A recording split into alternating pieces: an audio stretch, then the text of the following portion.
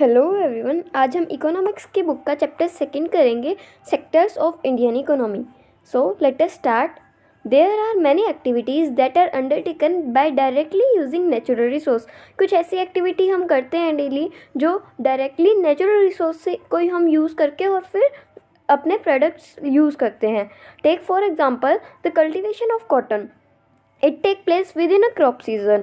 For the growth of cotton plant, we depend mainly but not entirely on natural factors like rainfall, sunshine and climate. अगर हम cotton plant की बात करें तो ये एक क्रॉप सीजन के अंदर उगाया जाता है, पूरा का पूरा नहीं, लेकिन ज़्यादातर ये नेचुरल फैक्टर्स पे ही डिपेंड करता है। तो ये हम बोलेंगे इसको नेचुरल प्रोडक्ट। ठीक है, ऐसे प्रोडक्ट्स को हम नेचुरल प्रोडक्ट बोलते हैं। Similarly, in the case of an activity like dairy, we are dependent on the biological process of animals and availability of fodder. The products here, milk is also a natural product. और ऐसे ही dairy farming अगर हम करते हैं तो हम biological process पे depend रहते हैं, जैसे कि फॉडर पे या फिर एनिमल्स पे। तो ये मिल्क जो है वो भी एक नेचुरल प्रोडक्ट है। Similarly minerals and ores are also natural product, and minerals और ओर्स जो है वो भी हमें नेचर से मिलते हैं, तो ये भी नेचुरल प्रोडक्ट्स ही हैं। When we produce a good by exploiting natural resource, it is an activity of primary sector. और जब हम कुछ भी नया प्रोड्यूस करते हैं नेचर को एक्सप्लॉइट करके, नेचुरल रिसोर्स को एक्सप्लॉइट करके, तो हम उस एक्टिविटी को बोलते हैं प्राइमरी एक्टिविटी। Why primary? इसको प्राइमरी क्यों बोला जाता है? क्योंकि ये एक बेस बना देता है बाकी प्रोडक्ट्स के लिए, जो हम अदर जो प्रोडक्ट्स बनाते हैं उनके लिए ये बेस होता है।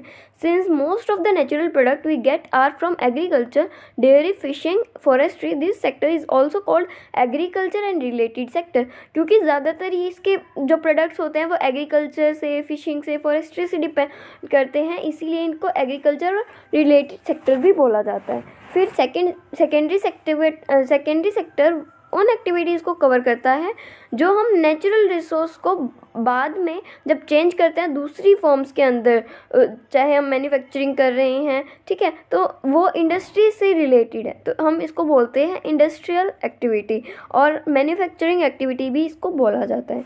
It is the next step after the primary. ये सेकेंड स्टेप है प्राइमरी के बाद।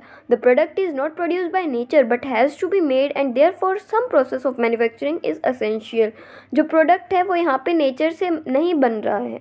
यहाँ पे जो प्रोडक्ट है हमें नेचर से जो मिला है वो हमारे लिए रॉ मटेरियल है, और फिर हम रॉ मटेरियल के अंदर कुछ ना कुछ ऐड करके, कुछ ना कुछ मैन्युफैक्चरिंग करके, फिर उसको हमारी नीड के लिए हम कन्वर्ट कर देते हैं किसी और फॉर्म में।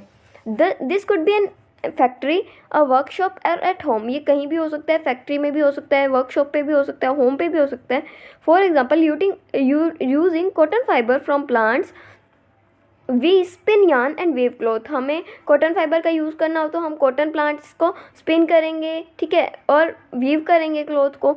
Using sugar cane as a raw material, we make sugar और गुड़। शुगर केन का यूज़ करके हम शुगर और गुड़ बनाएंगे। We convert earth into bricks and use bricks to make houses and buildings. Bricks का यूज़ करते हैं हम हाउसेज बनाने के लिए, बिल्डिंग बनाने के लिए। Since this sector gradually become associated with different kinds of industry, it is called industrial sector. Secondary sector को इसीलिए industrial sector भी बोला जाता है क्योंकि इसकी बहुत सारी एक्टिविटीज़ इंडस्ट्री से रिलेटेड है। After primary and secondary, there is a third category of activities that fall under tertiary sector. और प्राइमरी एंड सेकेंडरी के बाद एक सेक्टर जो बच जाता है उसको हम बोलते हैं टर्शियरी सेक्टर। ये इन दोनों से अलग है। अलग कैसे है? These are activities that help in development of primary and secondary sectors. ये जो टर्शियरी सेक्टर है उसके अंदर ऐसी एक्टिविटीज़ इन्वॉल्व है, ऐसी एक्टिविटीज़ उसके अंदर हम लेते हैं जो डेवलपमेंट के अंदर हेल्प करता है प्राइमरी और सेकेंडरी सेक्टर की, ठीक है। These activities by themselves do not produce a good but they are an aid or a support for the production of process. ये कोई भी खुद से गुड प्रोड्यूस नहीं करता, बल्कि ये सपोर्ट करता है प्रोडक्शन प्रोसेस को। प्राइमरी सेक्टर के अंदर भी प्रोडक्शन हो रहा था, सेकेंडरी सेक्टर के अंदर भी प्रोडक्शन हो रहा था, लेकिन टर्शियरी सेक्टर के अंदर कोई प्रोडक्शन नहीं होता, बल्कि ये सपोर्ट प्रोवाइड करवाता है प्रोडक्शन प्रोसेस के लिए। For example, goods that are produced in primary और secondary sector would need to be transported by trucks and trains and then sold in wholesale and retail shops। जो primary और secondary के अंदर जो goods produce होते हैं उसको हम ट्रांसपोर्ट करते हैं ट्रक के या फिर ट्रेन के द्वारा, और फिर उसको होलसेल में या रिटेल शॉप पे सेल कर देते हैं। At the time it is necessary to store this in godowns, और जो बच जाता है सामान या फिर जो हमें स्टोर करना होता है उसको हम गोडाउन में स्टोर करते हैं। We also may need to talk to other over telephone and send letter और बोरो मनी फ्रॉम बैंक। हमें बीच में टेलीफोन पे भी ज़रूरत होती है, कनेक्ट करने की भी ज़रूरत होती है, लेटर वगैरह भी हम भेजते हैं और बैंकिंग भी हम करते हैं to help production and trade. Transport, banking, storage, communication, trade are some example of tertiary activities, और यही सभी एग्जाम्पल्स हैं टर्शरी सेक्टर के। Since this activities generate services rather than goods, the tertiary sector is also called service sector. और क्योंकि ये goods produce नहीं करता, ये सर्विस प्रोड्यूस करता है, इसीलिए हम इसको बोलते हैं service sector. Service sector also includes some essential services that may not directly help in the production of goods.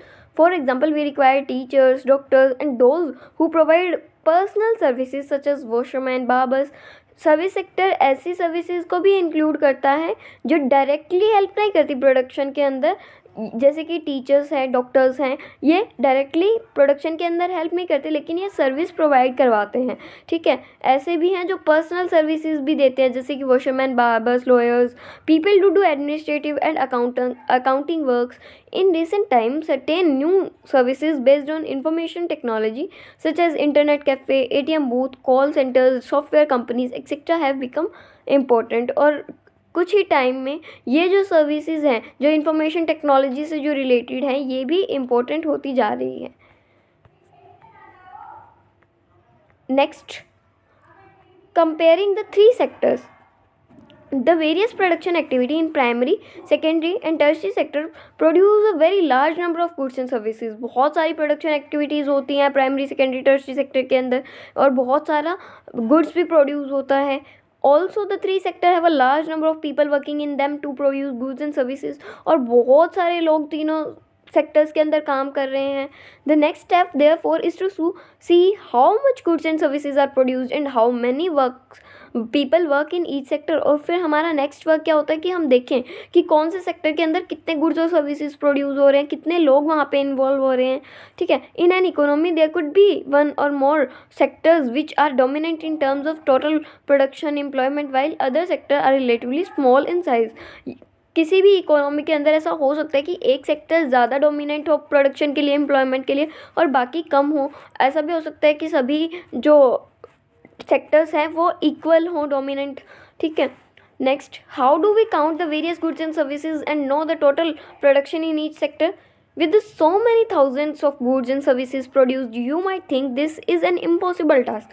क्योंकि बहुत सारी गुड्स और सर्विसेज प्रोड्यूस होती हैं, इसीलिए एक इम्पॉसिबल टास्क है कि हम एक एक को काउंट करें।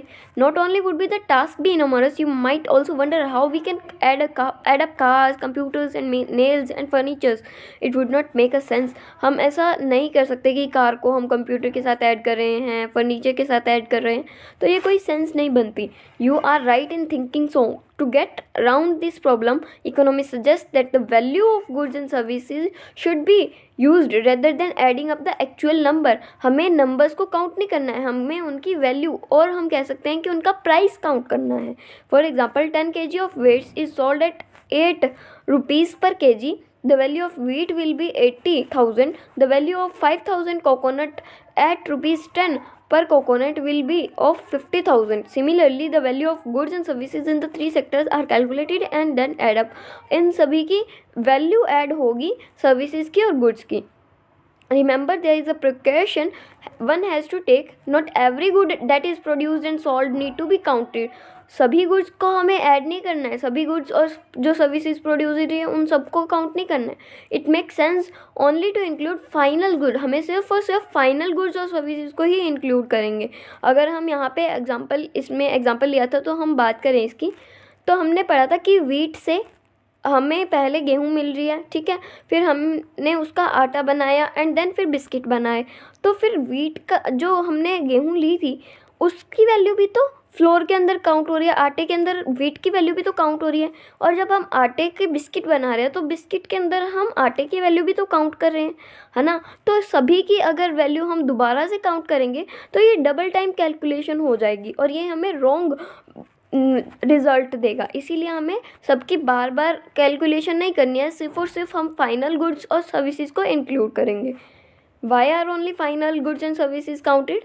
In contrast to final goods, goods such as wheat and the wheat flour in this example are intermediate good. ये wheat और जो flour था वो हमारा intermediate goods था. Intermediate goods जो होते हैं वो producing यूज़ किए जाते हैं final goods को produce करने में. हम intermediate goods का यूज़ करते हैं final goods को produce करने में. इसीलिए intermediate goods की जो value होती है वो final goods के अंदर ऑलरेडी इंक्लूड होती है, और अगर हम उसकी वैल्यू को दोबारा से इंक्लूड करेंगे तो फिर वो डबल टाइम काउंट हो जाएगा. इसीलिए हम सिर्फ बिस्किट की ही वैल्यू काउंट करेंगे, ना कि वीट की और फ्लोर की भी करेंगे. ठीक है. The value of all final goods and services produced in each sector during a particular year provide the total production of the sector for that year. जो वैल्यू होती है फाइनल गुड्स की और सर्विसेज की जो एक सेक्टर के अंदर प्रोड्यूस होता है एक पर्टिकुलर ईयर में, उसको हम बोलते हैं टोटल प्रोडक्शन किसी भी सेक्टर का. And the sum of production in the three sector gives what is called gross domestic product. और इन सभी का प्रोडक्शन अगर हम सम करें, तीनों सेक्टर का हम मिलाएं, तो इसको बोलते हैं gross domestic product. It is the value of all final goods and services produced within a country during a particular year. GDP shows how big economy is, और इसी को हम बोलते हैं gross domestic product GDP.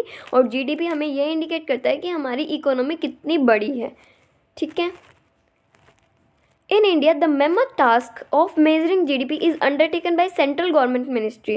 GDP को measure करने का task Central Government Ministry को दिया गया है.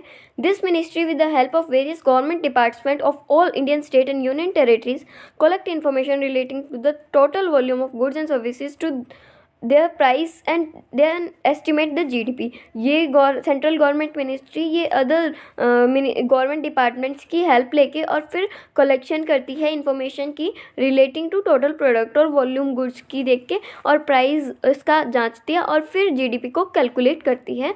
कौन करता है? Central government ministry. ठीक है. ये टॉपिक हम नेक्स्ट वीडियो में कवर करेंगे. आज के लिए इतना ही. Thank you.